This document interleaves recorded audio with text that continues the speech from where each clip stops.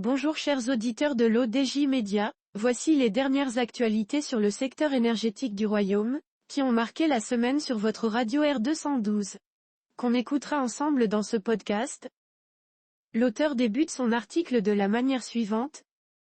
Dans un contexte mondial où l'urgence de la transition énergétique se fait de plus en plus pressante, le Maroc se trouve à un carrefour décisif nécessitant un engagement financier massif, à la fois public et privé. La récente intervention de Leïla Ben Ali, ministre de la Transition énergétique et du Développement durable, lors d'une réunion à la Confédération générale des entreprises du Maroc le 2 avril, a mis en lumière un défi majeur. Le secteur énergétique du Royaume est frappé par un déficit d'investissement préoccupant. L'auteur continue ainsi. Ce manque de financement, qu'il soit d'origine publique ou privée, impacte l'ensemble de la chaîne de valeur énergétique, depuis la production d'électricité jusqu'à sa distribution, en passant par le transport. D'après les analyses et les modèles prédictifs avancés par le ministère, une accélération drastique des investissements s'impose pour répondre aux besoins futurs du pays.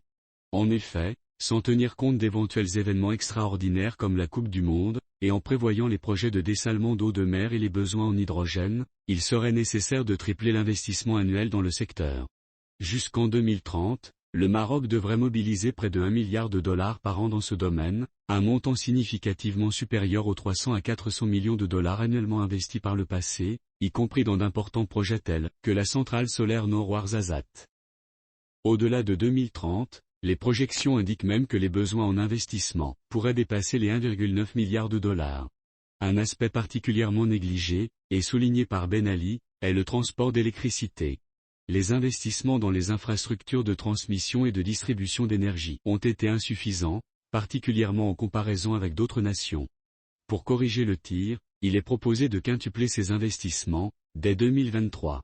Une révision du plan d'investissement de l'Office national de l'électricité et de l'eau potable, Office national est envisagée pour augmenter significativement les dépenses en capital dans les réseaux de transport et de distribution d'énergie.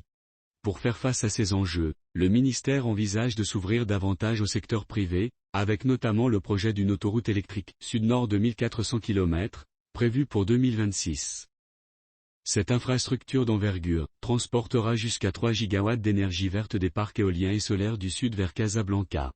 D'autres initiatives similaires devraient suivre, permettant une participation accrue du privé dans le renforcement du réseau national et l'investissement dans les nouvelles technologies comme les smart grids ou les solutions de stockage d'électricité. Par ailleurs, la question de l'approvisionnement en gaz naturel est cruciale pour la transition énergétique du Maroc. Face à la maturité des gisements locaux et aux besoins croissants des industriels, le pays cherche des solutions alternatives.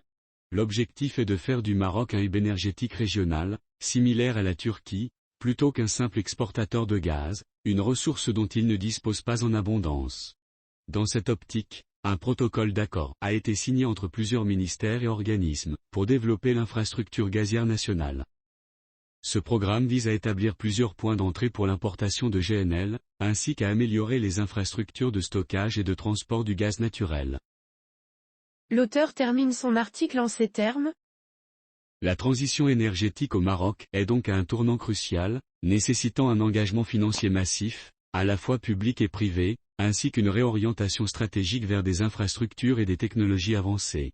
Le défi est de taille, mais les enjeux pour le développement durable du pays et sa position sur l'échiquier énergétique régional sont considérables. Avec une planification adéquate et un investissement conséquent, le Maroc peut non seulement atteindre ses objectifs en matière de transition énergétique, mais également jouer un rôle de premier plan dans le paysage énergétique africain et au-delà. Bonjour chers auditeurs de l'ODJ Média, voici les dernières actualités sur le secteur énergétique du Royaume, qui ont marqué la semaine sur votre radio R212.